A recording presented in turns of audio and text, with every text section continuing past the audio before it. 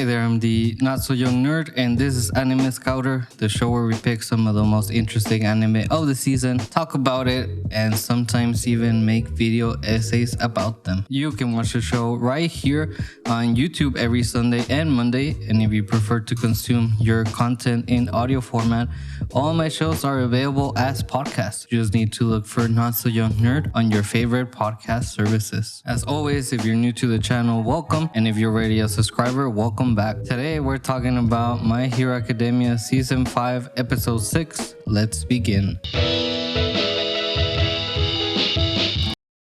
We open with a flashback of Class 1B arriving, then we quickly get a recap of the first match and the current match. Midoriya is narrating the turn of events as if they have already happened, and in essence they have. The entire series is set in the past since Midoriya has been narrating to us how he became the greatest hero of all time. Even though I know this, I still forget sometimes. After this, we get the intro, which I have officially decided to qualify it as fine. It's just fine. It has some cool parts, but overall I believe the intro could have been much better. Shimage is covering every single thing in mushrooms. The heroes act like this is a big deal, but I don't get it. They're just mushrooms. Later in the episode, Shimage does show how scary she can be, but at this point in the episode, she's just covering the heroes in the arena with stinky mushrooms. Again, I don't understand the big deal. Thanks to the mushrooms, Invisible Girl's silhouette is at full display, something she finds embarrassing, which is something I find hilarious since she's not shy of being naked, but instead she's shy about wearing anything that can make you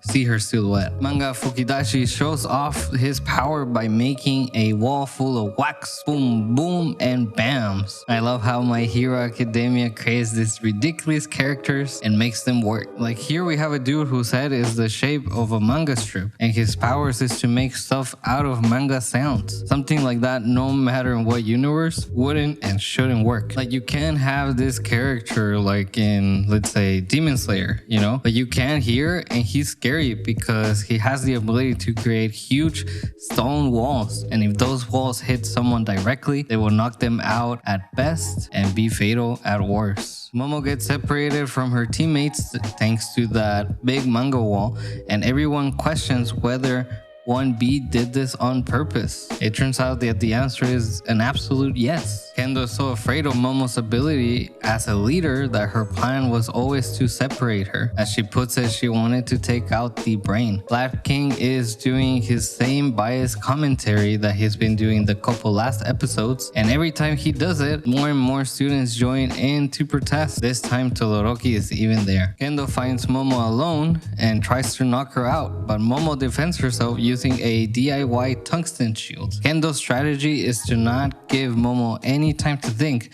so she charges head on with both of her arms enlarged. Momo defends herself, this time with 3 tungsten shields, but is barely hanging on. Red Riot's long lost brother Rio Steel is pumped and says that Kendo is going to win, but that's where best boy Todoroki steps in and corrects him. If you wanted to beat her, then they all should have attacked together, not one-on-one, he says. This is where the classic shonen formula steps in again. The hero of the episode, Momo, seems like is going to lose when, boom, she reveals her new strategy, and we even get that classic cocky smile. Momo pulls out a huge cannon that could kill Kendo. Everybody thinks it's a bluff because there's no way that Momo will go that far, right? Which means that she's going to try to destroy the wall made by Manga Fukidashi, aka Comic Man. So she puts her huge hand in front of the wall to try and stop the bullet, but Momo moves the cannon away, aims in the sky, and fires a white bag. At this point, Kendo, the audience, and myself are confused as to what is happening. The reality is that Momo made a calculated decision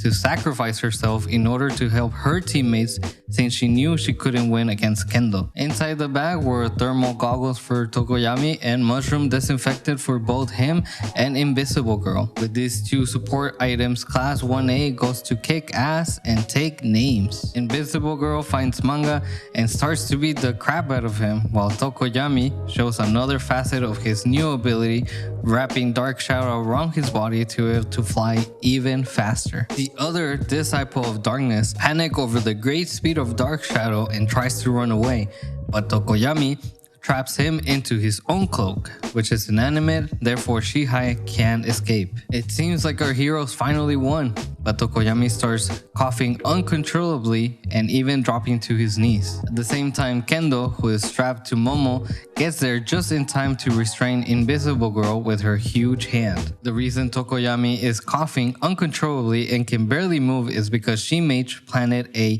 venomous mushrooms all around their hideout. Everybody thinks she went a little overboard with the deadly mushrooms, but she said that they wouldn't have been able to win without it, which is true. In an alternate universe with Tokoyami and Invisible Girl at full strength and almost all of Class 1B defeated, Tokoyami could have easily taken Kendo, only had one free hand. That's not what happened, however. Class 1B worked better together and seemed to be one step ahead the whole match, leaving Class 1A to play catch-up until they ultimately failed. This week's episode of My Hero Academia surprised me a lot in two ways: their commitment to their lighthearted tone and the fact that Class 1A lost, meaning essentially that our heroes failed. These two sentiments are tied together because one greatly affects the other. I've said in the past that this season of My Hero Academia seems to be going for more of a lighthearted tone, and this episode 100% confirmed it. Let's take what happened right after the heroes lost. Instead of dwelling on the, it's going to sound harsh, but failure of the team, Midoriya does an inspirational speech with the classic My Hero Academia inspirational music on the background and essentially says that it doesn't matter if they lost because they're getting stronger and even learning new abilities. Going back to our alternate universe, if this was another season of My Hero Academia,